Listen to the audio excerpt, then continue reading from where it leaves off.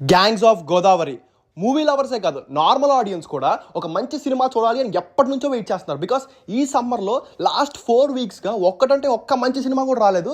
And ఇది మంచి reputed and buzz ఉన్న మూవీ, అండ్ అది కూడా విశ్వక్ సేన్ గారు యాక్ట్ చేస్తున్నారు కాబట్టి హైప్ ఎక్కడికో వెళ్ళిపోయింది. అండ్ ఫైనల్లీ ఈ మూవీ చూసాక నాకు అనిపించింది ఏంటంటే, first half was a mass, Vishwak sense extraordinary mass, but sadly second half was a miss. అందుకనే సూపర్గా ఉంటుంది అని ఎక్స్పెక్ట్ చేసిన మూవీ యావరేజ్గా అనిపించింది. బట్ కానీ ఈ సినిమాని డెఫినెట్గా థియేటర్లో చూడొచ్చు. ఎందుకంటున్నాను, వీడియో లాస్ట్ వరకు చూస్తే మీకు చాలా క్లియర్గా అర్థమవుతుంది.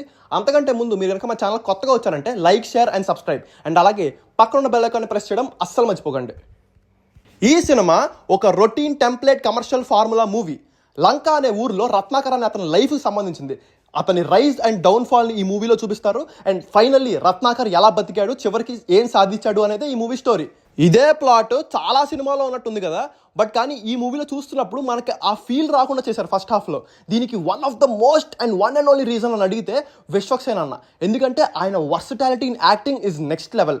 ఆయన దాస్కదమ్కి తీసుకోండి, గామి తీసుకోండి, ఇప్పుడు గ్యాంగ్స్ ఆఫ్ గోదావరి, ఆయన ప్రతి క్యారెక్టర్లోనూ వర్సటాలిటీ చూపిస్తున్నాడు. అండ్ ప్రతి మూవీకి ఆయన చేంజ్ అవుతున్నాడు. అండ్ ఈసారి గోదావరి యాసం తీసుకుని ఆ డైలెక్ట్ కానీ, ఆ డిక్షన్ కానీ, ఆ మాస్ అవతార్ కానీ, ఇవన్నీ చాలా ఫ్రెష్ అనిపించాయి.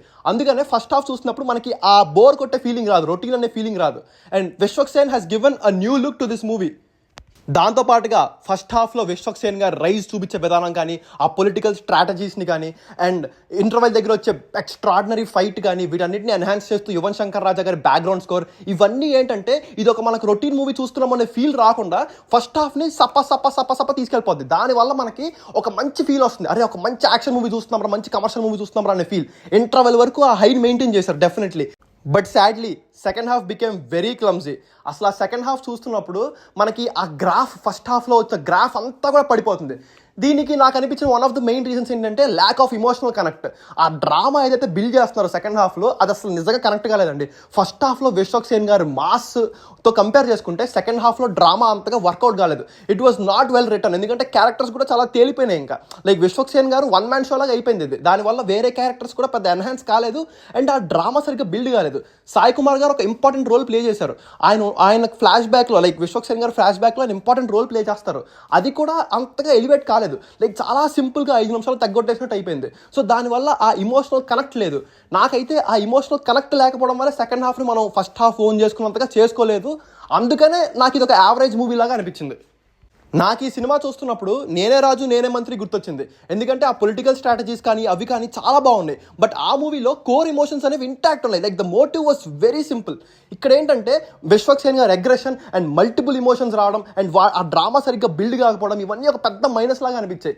అందుకనేనేమో నాకు అంతగా కనెక్ట్ కాలేదు అనిపించింది.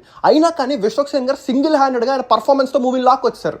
విశ్వక్ సేన్ గారి తర్వాత అంత ఇంపార్టెంట్ రోల్ ప్లే చేసింది అయితే అంజలి గారే, and that worked out really well. Heroine కన్నా కూడా అంజలి గారి క్యారెక్టర్ నాకు చాలా ఎక్కువ కనెక్ట్ అయింది అనిపించింది, because of their emotional bonding. And ఇంకా హీరోయిన్ విషయానికి వచ్చేసరికి నేహా శెట్టి గారి కూడా చాలా ఇంపార్టెంట్ రోలే. బట్ కానీ ఆవిడ ఏంటంటే లైక్ తేలిపోయారు అనమాట కంప్లీట్గా.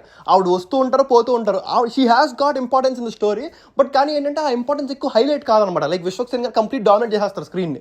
సో కాబట్టి అసలు ఆ సీన్లో ఇంకా ఆవిడ ఉందా లేదా అన్న ఆలోచన కూడా పెద్ద ఎక్కువ రాదు. But she has got some important role, and ఆ రోల్ వరకు ఆవిడ బాగా జస్టిఫై చేశారు. ఇంకా రెస్ట్ ఆల్ క్యాస్ట్ అందరూ కూడా బాగానే చేశారు. అండ్ మధ్యలో సెకండ్ హాఫ్లో కొన్ని క్యారెక్టర్స్ వస్తూ ఉంటాయి, బట్ ఆ క్యారెక్టర్స్ ఏంటంటే సరిగ్గా they are not well return.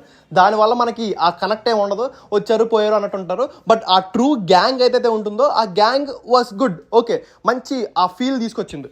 Yuvan Shankar Raja గారు బ్యాక్గ్రౌండ్ స్కోర్ చాలా బాగుంది. అండ్ ఫస్ట్ హాఫ్లో వచ్చే సాంగ్స్ కూడా చాలా బాగా వర్కౌట్ అయ్యాయి. అండ్ హీరోయిన్ మధ్యన వచ్చే సాంగ్ కానీ, సినిమాటోగ్రఫీ కానీ, ఎడిటింగ్ కానీ, everything was good. Production values కూడా చాలా బాగున్నాయి. బట్ ఓవరాల్గా ఈ మూవీ చూసినప్పుడు as a movie lover I'm satisfied. ఎందుకంటే అసలు సినిమాలే లేవురా బాబు, థియేటర్లో సినిమా చూస్తే చాలు అనే స్టేజ్ నుంచి ఓకే ఒక మంచి సినిమా వచ్చింది, ఒక వాచబుల్ మూవీ వచ్చేసింది, ఒక కమర్షియల్ డ్రామా అనే స్టేజ్కి వచ్చాం కాబట్టి this movie satisfied. And Vishwak Sen గారి పర్ఫార్మెన్స్ పరంగా కూడా I'm very much satisfied. But కానీ సెకండ్ హాఫ్ కనుక కొంచెం బాగుండున్నా, ఇంకొంచెం డెప్త్ అండ్ మంచి ట్విస్ట్ అండ్ టర్న్స్ ఏమైనా ఉండుంటే ఈ సినిమా నెక్స్ట్ లెవెల్కి వెళ్ళిపోయేది. Like definitely this would have been a commercial sure shot block buster.